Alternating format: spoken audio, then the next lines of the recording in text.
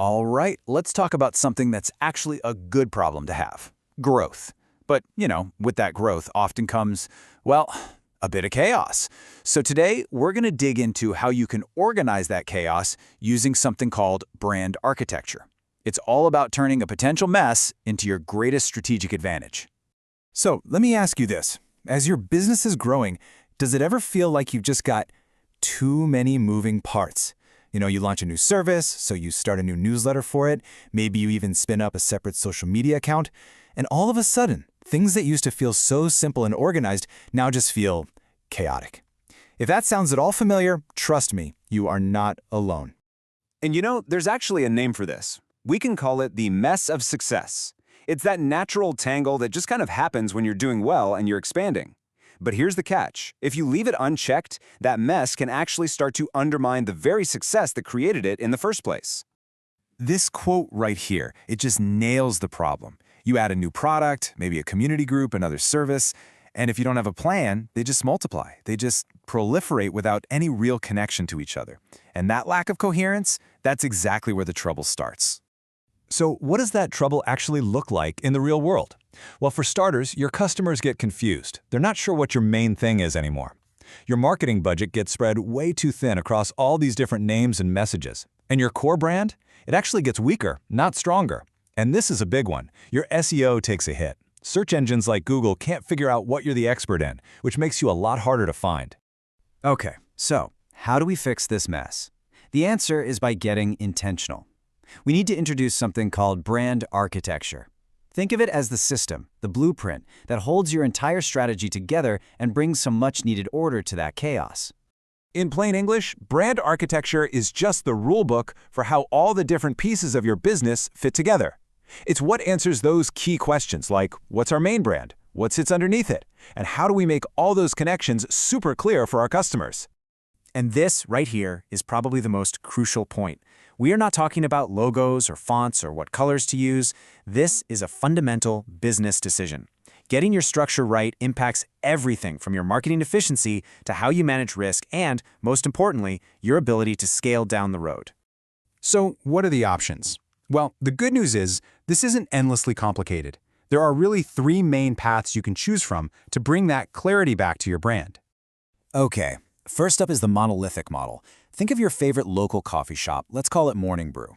Everything they sell, the coffee, the pastries, the merch, it's all branded Morning Brew. It's super simple and builds one really strong name. Then you've got the endorsed model.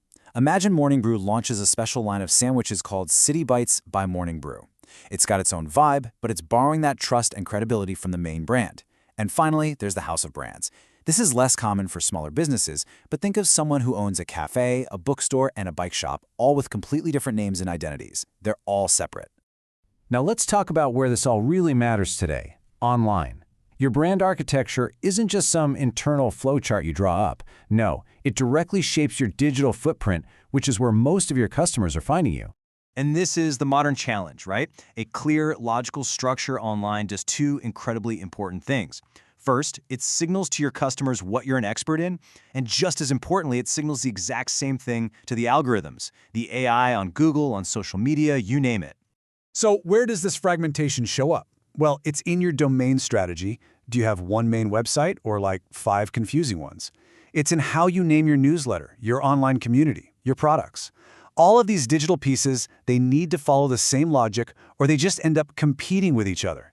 And the takeaway here is so powerful. When your online presence is neat, when it's logical, real people understand you better, and the algorithms that decide who shows up in search results, they understand you better too. And that means more visibility and more customers who actually get what you do. Okay, so this all makes sense in theory, but how do you actually do it? Let's walk through a simple 4-step blueprint that you can use to take control of your brand structure, like right now. Step 1. Define your master brand. This is your North Star. What is the one thing you want to be known for? Step 2. Map everything, and I mean everything. Get a big piece of paper or open a new doc and list every single product, service, social media account, and website you own. You'll probably be surprised at what you find. Step 3. Choose your model. Looking at that map and thinking about your future goals, which of those 3 structures, monolithic, endorsed, or house of brands, makes the most sense for you? And finally, step 4. Simplify. This is where you have to be a little ruthless. Does that old service you barely offer anymore just confuse people? Cut it. Could those two newsletters be combined into one stronger one? Merge them. The whole goal is to align everything under the structure you just chose.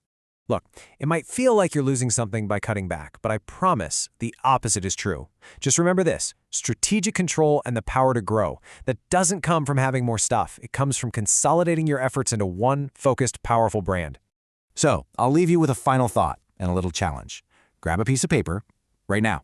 Can you draw out your entire business, every service, every product, every newsletter, on that single page, in a way that a total stranger could look at it and understand how it all fits together? If the answer is no, well, you know exactly where your work begins.